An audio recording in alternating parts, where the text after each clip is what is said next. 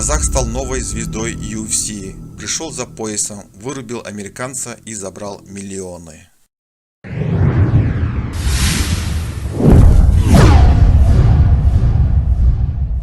Турнир UFC 275 в Сингапуре запомнился не только яркими титульными поединками и красивыми финишами в главном карде, но и солидными выступлениями файтеров в прелимах. Одним из тех, кто произвел впечатление в предварительных боях, стал 22-летний казах из Китая Максат Кайсар. Молодой легковес пробился в UFC через претендентскую серию Даны Уайта. Он смог впечатлить боссов лучшего промоушена мира и получить звездный билет в UFC. Но мало кто предполагал, что Максат так громко заявит о себе в дебюте. Его соперником в предварительном карде номерного турнира был американец Стив Гарсия. У опасного нокаутера уже была одна победа в UFC при одном поражении, и он считался фаворитом противостояния. Но Кайсару хватило 74 секунды, чтобы нокаутировать оппонента. Причем нокаут в исполнении этнического казаха был не техническим, он стал первым чистым нокаутом в карьере бойца, и это в 10-м поединке. Не зря UFC отметили Максата, наградив его бонусом в размере $50 000 за лучшее выступление вечера. Многообещающий легковес заявил, что пришел в UFC для того, чтобы стать чемпионом. И это отличный настрой, который в последние годы встречается все реже. И после такого нокаута кажется, что Максат не шутит и действительно верит в себя по максимуму.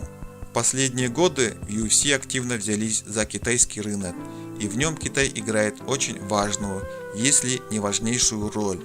Сейчас в промоушене есть целый ряд подписанных китайских файтеров, среди которых уже два этнических казахов – Максат и Сайран.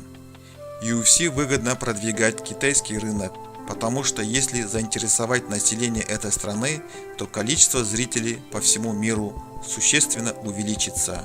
Как-никак Китай самое населенное государство мира, в котором проживает почти 20% от общего числа жителей планеты. То, что на западе Китая немало этнических казахов, ни для кого не секрет, и китайских файтеров казахского происхождения в мировом ММА достаточно. Большинство из них выступает на фактической родине, но некоторым удается добраться до уровня UFC. И есть причины полагать, что Кайсар не последний казах из Китая, который получил шанс проявить себя на большой арене. Пока о чемпионских амбициях Максата говорить всерьез рано. Легкий вес по-прежнему полон самых разных бойцов, и пробиться даже в топ-15 задача не из легких. Он все еще молод, и ему нужно продолжать активно выступать и побеждать. Каждый успешный шаг будет приближать его к топу.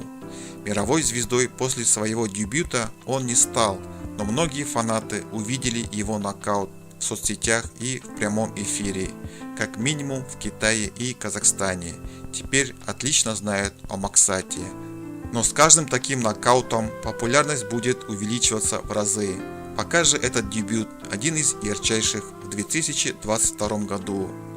Наглядный факт: за несколько часов до турнира UFC 275 на инстаграм-аккаунт спортсмена было подписано 2900 пользователей, а сейчас количество фолловеров увеличилось до 6600.